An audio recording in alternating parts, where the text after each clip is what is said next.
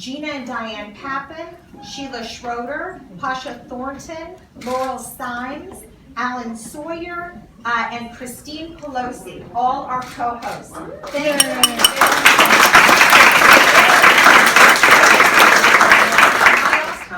I'm Eleni Kounalakis. I'm the former United States Ambassador to Hungary. It was the honor and the privilege of my life. 3.5 years that I was in Hungary, for most of those years, Hillary Clinton served as our Secretary of State. I have known her for many years, but working with her was an entirely different experience. I had the opportunity to witness firsthand how she goes about getting things here a few times. One time we had your father here with Robert Redford, which caused people to swoon. And then, of course, the most notorious experience was when your father's security detail insisted that they would be fined 8 very burly men in the service elevator, even in the face of the concern of the doorman.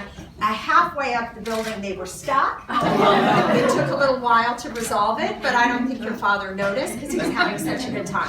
So and got her master's in public health. From there she went on to Oxford University, where she got another master's in philosophy and her PhD in foreign relations. From there, she went on to work in various jobs in the private sector and in the public sphere to expand her experience. And currently, she's working as a professor at Columbia University in health. And of course, we know is the vice chair of the Bill, Hillary, and Chelsea Clinton Foundation. And has just written a fabulous book called, for teens and tweens, called It's Your World, Get Informed, Get Inspired, and Get Going. Ladies and gentlemen, our very special guest. I am going to use the microphone, and I'm also going to sit. And please know I'm sitting because I'm obviously quite pregnant. And it's not a reflection of my gratitude for all of you being here or my enthusiasm for my mom's campaign. I want to thank our hosts, Eleni and Marcos, and Ian and Neo for letting us all invade today.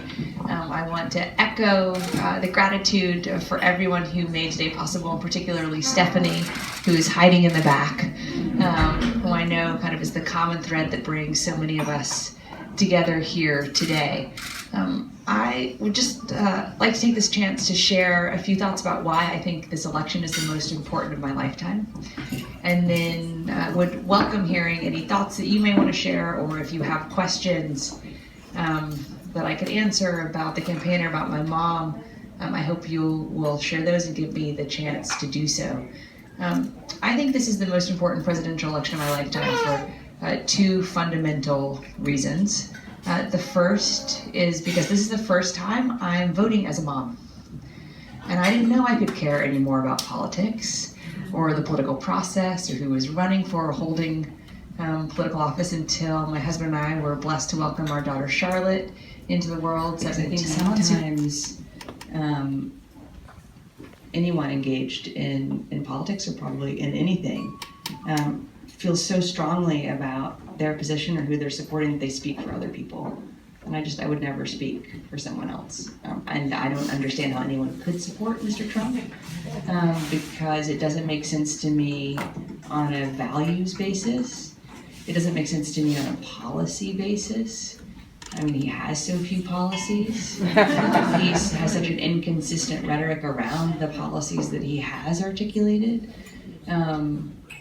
He never says how he's going to pay for anything. Well, that's not that uncommon. Most of the candidates don't say how they're going to pay for anything.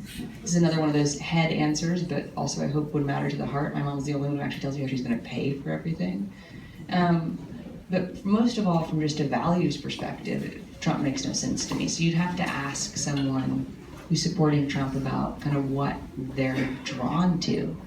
But I certainly hope that moms will resonate with my mom. I mean, when my mom got pregnant with me, she realized that the law firm where she was working at the time had no maternity leave policy.